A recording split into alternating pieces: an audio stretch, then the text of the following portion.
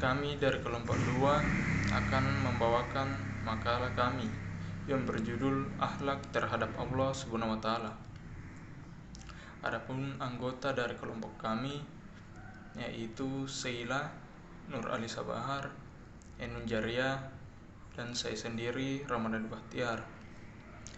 Baiklah, sebelum kita memasuki materi dari makalah kami, anggota salah satu dari kelompok kami akan membawakan bacaan ayat suci Al-Quran. A'udzu billahi minasy syaithanir rajim. Bismillahirrahmanirrahim. Wallahu akhrajakum min butuni ummahatikum la ta'lamuna syai'an wa ja'ala lakumus sam'a wal absara wal af'idah la'allakum tashkurun, yang artinya, dan Allah telah mengeluarkan kamu dari perut ibumu dalam keadaan tidak mengetahui sesuatu pun, dan Dia memberimu pendengaran, penglihatan, dan hati nurani agar kamu bersyukur. Baik, bismillahirrahmanirrahim. Saya akan membacakan materi yang pertama. Yang pertama adalah A. Pengertian akhlak kepada Allah Subhanahu wa taala. Menurut Kahar Masyhur, akhlak kepada Allah Subhanahu wa taala dapat diartikan sebagai sikap atau perbuatan yang seharusnya dilakukan oleh manusia sebagai makhluk kepada Allah dan sebagai khalik. Manusia seharusnya berbuat baik pertama kali kepada Allah terlebih dahulu, karena Allah lah yang menciptakan manusia, yang memberi rezeki, yang mengkaruniakan kesehatan, yang memberi panca indera lengkap, dan yang memberi perlindungan, yang mengabulkan permohonan serta karunia-karunia lain yang mustahil manusia dapat menghitungnya. Kedua, alasan manusia berakhlak kepada Allah Subhanahu wa taala. Yang pertama adalah Allah lah yang menciptakan manusia. Allah menciptakan manusia seperti yang dijelaskan dalam firman-Nya, yaitu pada Quran surah At-Tariq ayat 5-7, yang artinya, maka hendaklah manusia memperhatikan dari apa yang Dia ciptakan. Dia tercipta dari air yang terpancar dari tulang sulbi dan tulang dada. 2. Karena Allah Subhanahu wa taala telah memberikan manusia perlengkapan panca indera yang sempurna berupa penglihatan, pendengaran, akal pikiran, dan hati sanubari di samping anggota badan yang kokoh dan sempurna, seperti firman-Nya dalam Quran surah An-Nahl ayat 78 yang artinya, dan Allah telah mengeluarkan kamu dari perut ibumu dalam keadaan tidak mengetahui sesuatu apapun, dan Dia memberikanmu pendengaran, penglihatan, dan hati agar kamu bersyukur. 3. Karena Allah Subhanahu wa taala telah menyediakan berbagai bahan dan sarana yang diperlukan bagi kelangsungan hidup manusia. 4. Allah lah yang telah memuliakan manusia dengan diberikannya kemampuan daratan dan lautan. Hal ini dijelaskan Allah Subhanahu wa taala dalam surah Al-Isra ayat 70. Sekian dari saya. Baiklah, saya akan melanjutkan materi dari Saudari Lisa, yaitu Khauf dan Raja. Khauf dan raja adalah sepasang ikatan batin yang harus dimiliki seseorang muslim dengan seimbang. Khauf adalah kegalauan hati membayangkan sesuatu yang tidak disukai yang akan menyimpannya, atau membayangkan hilangnya sesuatu yang disukainya. Khauf didahulukan dari raja karena dari bab tahalia atau mengosongkan hati dari segala sifat jelek, sedang raja dari bab tahalia menghiasi dengan hal-hal yang baik. Dampak positif dari khauf: yang pertama, melahirkan keberanian, menyatakan kebenaran dan memberantas kemungkaran tanpa rasa takut pada makhluk yang menghambatnya.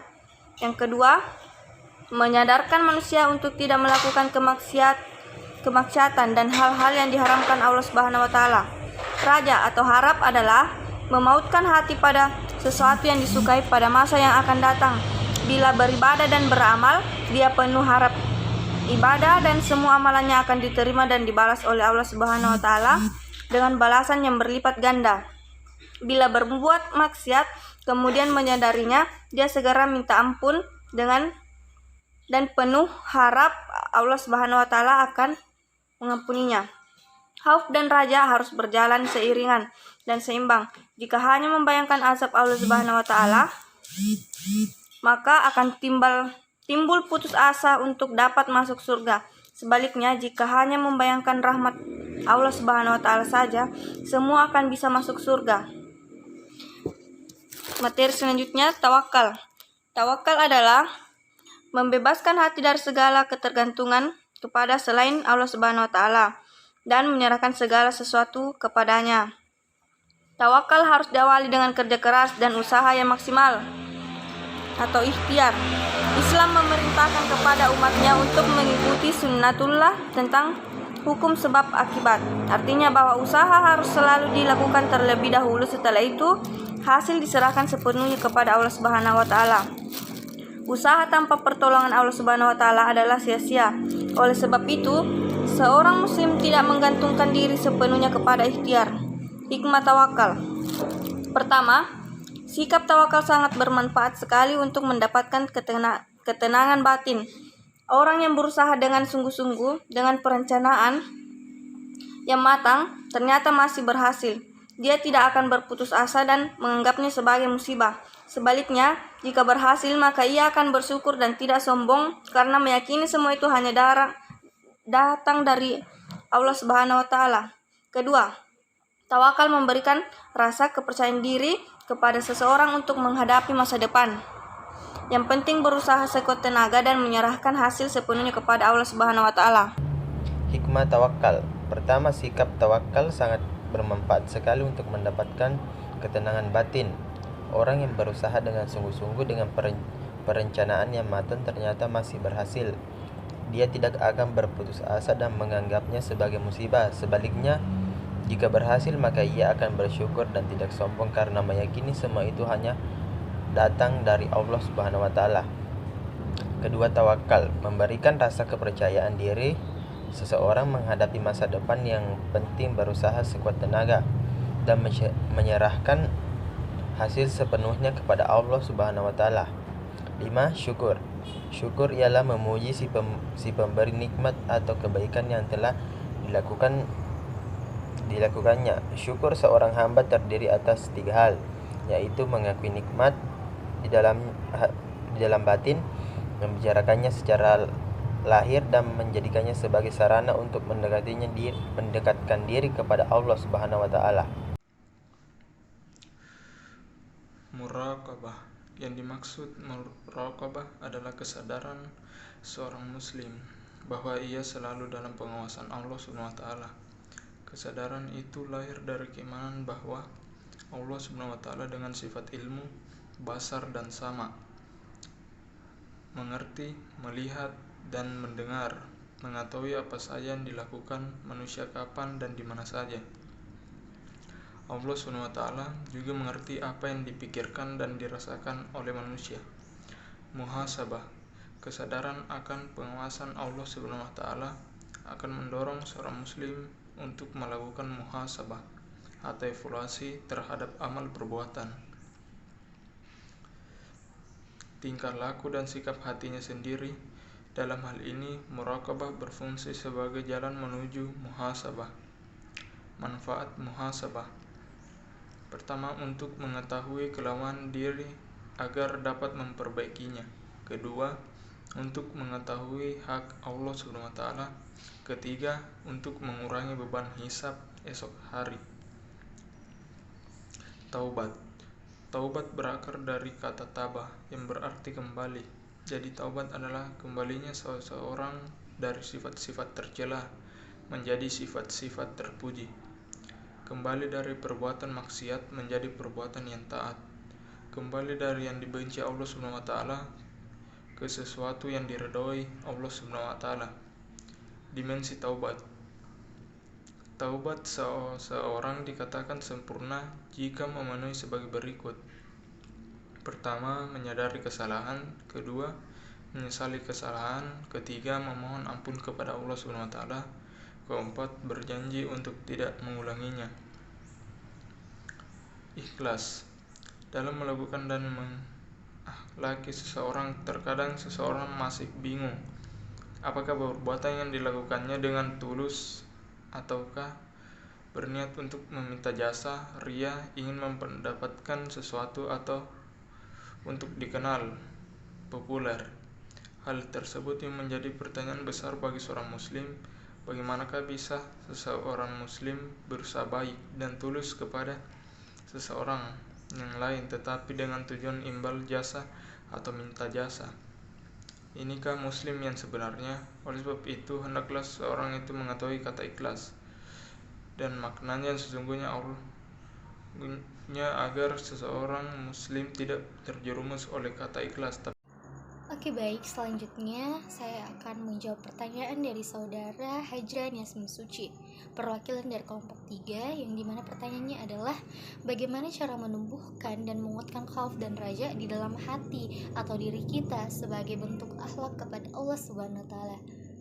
Baik, yang layak bagi seorang muslim dan mukmin adalah menerima dan mengembangkan konsep keseimbangan spiritualitas. Artinya, dia harus menggabungkan antara khauf dan raja secara proporsional dalam porsi yang benar dan tepat. Dalam kondisi khauf, dia meyakini betul akan siksa jika dia melanggar aturan-aturan agama. Namun pada saat terlanjur dan tergelincir dalam dosa dan maksiat, dia dengan sikap rajanya segera bertobat dan yakin bahwa tobatnya akan diterima oleh Allah Subhanahu wa taala. Dan adapun beberapa cara untuk menanamkan rasa takut kepada Allah Subhanahu wa taala dalam diri kita. Yang paling pokok adalah dengan mengenal Allah, memikirkan nama-nama indahnya dan mentadabburi sifat-sifat Allah. Selanjutnya, memperbanyak mengingat akhirat seperti membaca ayat-ayat Al-Quran tentang hari kiamat, surga, dan neraka. Sedangkan untuk menumbuhkan sikap raja bisa dilakukan dengan tips seperti berikut. Yang pertama adalah senantiasa mengingat anugerah dan nikmat Allah. 2. Menghayati banyaknya janji Allah. 3. Merenungkan luasnya rahmat Allah. Dan 4. Mengingat luasnya ampunan Allah. Saya akan menjawab pertanyaan dari saudara Muhammad Yusuf, yaitu bagaimana tanggapan Anda mengenai adanya keraguan dalam kekhususan sholat?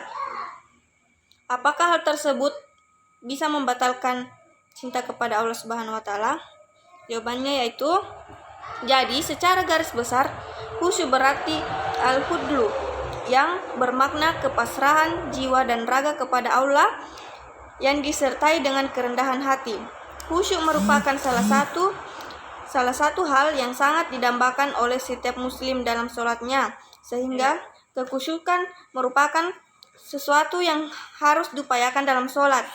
Banyak penjelasan yang mengingatkan umat Islam tentang keharusan melakukan sholat dengan khusyuk. Adapun tanda kita mencintai Allah salah satunya adalah raja atau penuh harap dan juga mempunyai sikap rela atau merendahkan hati di hadapan Allah Subhanahu wa taala. Maka dari itu menurut saya ketidakhusyuan dalam sholat dapat membatalkan rasa cinta terhadap Allah Subhanahu wa taala. Juga akan menjawab pertanyaan dari Ahmad Siddiq, apakah tindakan-tindakan yang perlu dilakukan agar kita senantiasa muhasabah diri? Tindakan-tindakan yang perlu dilakukan agar kita senantiasa muhasabah diri adalah 1. Mengevaluasi soal niat, amalan, dan dosa-dosa. 2. Mendirikan sholat taubat. 3. Menerima masukan dan saran dari orang lain. 4. Menghindarkan manusia dari sikap merasa paling suci. 5. Menghindarkan manusia dari sikap sombong. Baik, hanya itu yang dapat saya sampaikan. Wassalamualaikum warahmatullahi wabarakatuh. Baiklah, mungkin itu saja presentasi dari kelompok kami. Billahi fisabilillah fastabiqul khairat. Assalamualaikum warahmatullahi wabarakatuh.